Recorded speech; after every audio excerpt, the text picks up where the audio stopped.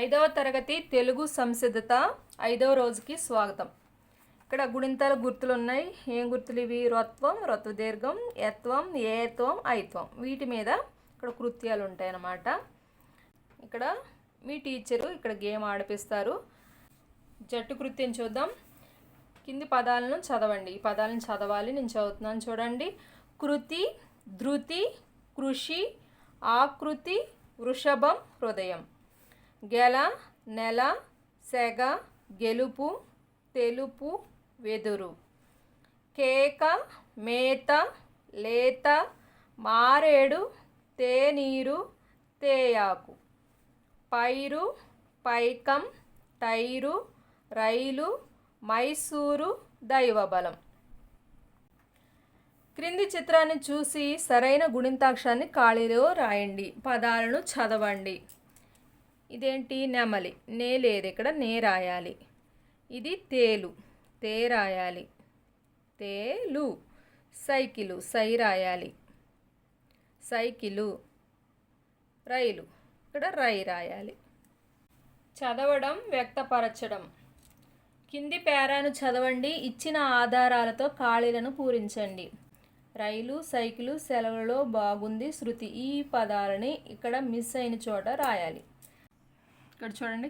దసరా పండుగ సెలవులలో.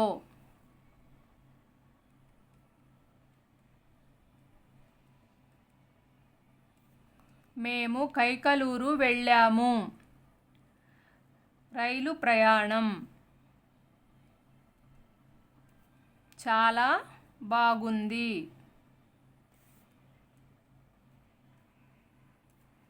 మామయ్యతో మా చెల్లి శృతి.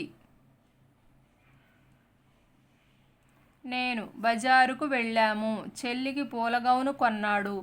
నాకు సైకిలు కొన్నాడు. కింది పదాలు జతపరచండి, రాయండి. ఈ పదాలని జతపరచాలి, తర్వాత రాయాలి. వేణుగానం రాసేసుంది. టేకు, తలుపు. వేమన శతకం. రేగుపండు.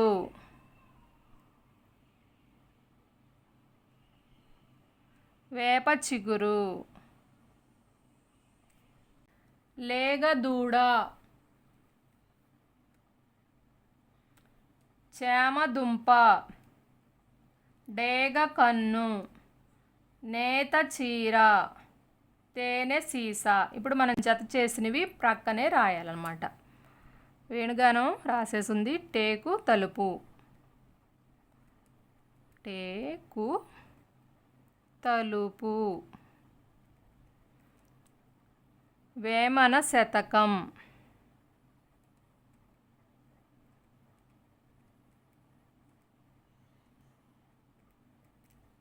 రేగు పండు.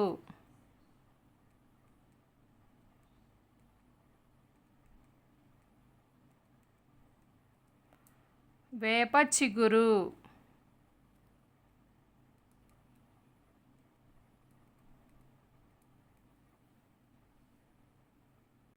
లేగ దూడ.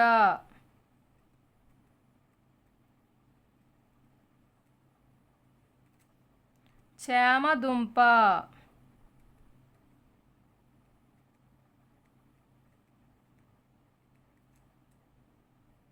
డేగ కన్ను.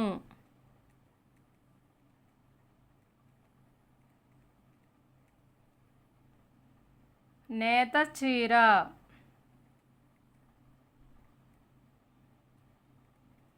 తేనె సీసా.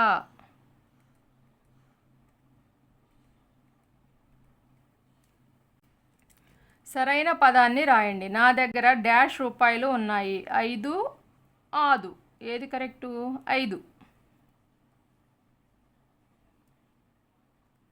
5 రూపాయలు ఉన్నాయి. అయితే ఉన్న పదాన్ని గుర్తించండి. రేలు, రీలు, రోలు, రైలు. ఈ అనేది కరెక్ట్. ఐత్వం. ఉక్తలేఖనం. ఉక్తలేఖనం అంటే డిక్టేషన్. టీచర్ చెప్పినప్పుడు దీన్ని రాయాలి.